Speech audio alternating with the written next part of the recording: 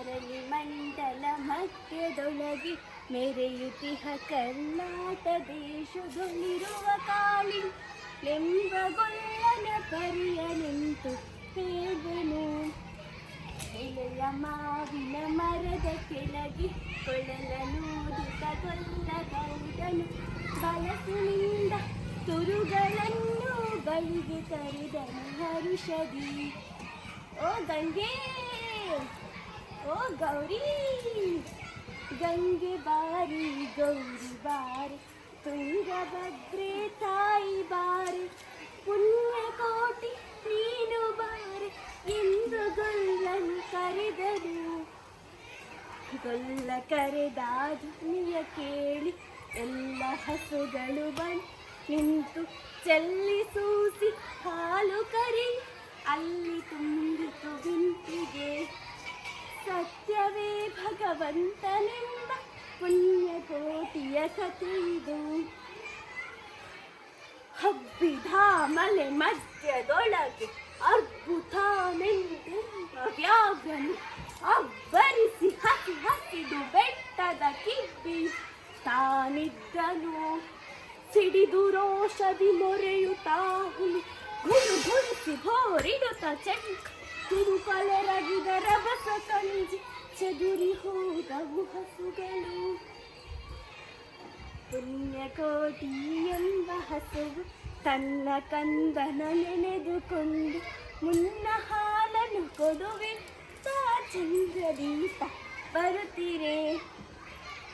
ಇಂದ್ರನಿಗೆ ಆಹಾರ ಸಿಕ್ಕಿತು ಎಂದು ಬೇಗನೆ ದುಷ್ಟ ವ್ಯಾಘ್ರ ಬಂದು ಬಳಸಿ ಅಡ್ಡಗಟ್ಟಿ ನಿಂದನ ಹುಲಿರಾಯನು. ಮೇಲೆ ಬಿದ್ದು ನಿನ್ನ ನೀಗಲೇ ಹೊಯ್ವೆನು, ನಿನ್ನ ಹೊಟ್ಟೆಯ ಸೀಳಿ ಬಿಡುವೆನು ಎನ್ನುತ್ತ ಕೂಲ ವ್ಯಾಘ್ರ ಕೂಗಲು.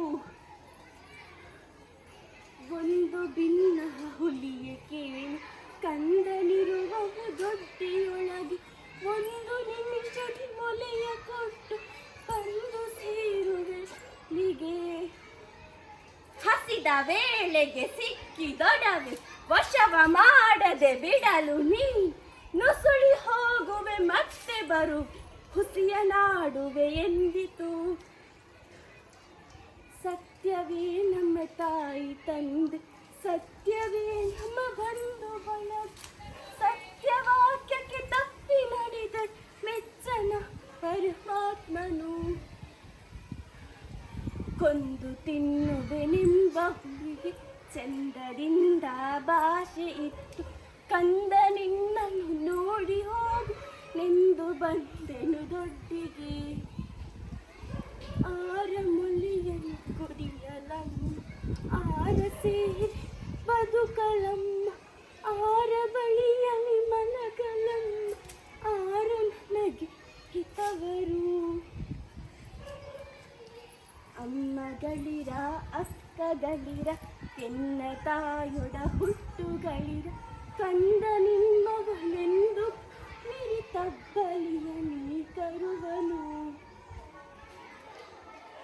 ತಬ್ಬಲಿಯು ನೀನಾದೆ ಮಗನೇ, ಹೆಬ್ಬುಲಿಯ ಬಾಯನ್ನು ಹೋಗು, ಇಬ್ಬರಾರುಣ ತೀರಿತೆಂದು ತಪ್ಪಿಕೊಂಡಿತು ಕಂದನ. ಗೋವು ಕರುವನು ಬಿಟ್ಟು ಬಂದು ಸಾವಕಾಶವ ಮಾಡದಂತೆ ಗವಿಯ ಬಾಗಿಲ ಸೇರಿ ನಿಂತು ತವಕದಲ್ಲಿ ಹುಲಿಗೆಂದಿತು. ಕಂಡವಿದೆಕೋ ಮಾಂಸವಿದೆಕೋ, ಗುಂಡಿಗೆಯ ಬಿಸಿ ರಕ್ತವಿದೆಕೋ, ಚಂಡ ವ್ಯಾಘ್ರನೆ ನೀನಿದೆಲ್ಲವನು ನುಂಡು ಸಂತಸದಿಂದು. ಪುಣ್ಯಕೋಟಿಯ ಮಾತ ಕೇಳಿ ಕನ್ನ ನೀರನ್ನು ಸುರಿಸಿ ನುಂಡು ಕನ್ಯೆ ಇವಳನ್ನು ಕೊಂದು ತಿಂದು ಮೆಚ್ಚನ ಪರಮಾತ್ಮನು. ಎನ್ನ ಒಡ ಹುಟ್ಟಕ್ಕ ನೀನು ನಿನ್ನ ಕೊಂದು ಏನು ಪಡೆದೆನು ಎನ್ನು ಹುಲಿ ಹಾರಿ ನೆಗೆದು ತನ್ನ ಪ್ರಾಣವ ಬಿಟ್ಟಿತು. ಸತ್ಯವೇ ಭಗವಂತನೆಂಬ ಪುಣ್ಯಕೋಟಿಯ ಕಥೆಯಿದು. ಸತ್ಯವೇ ಭಗವಂತನೆಂಬ ಪುಣ್ಯಕೋಟಿಯ ಕಥೆ ಇದು.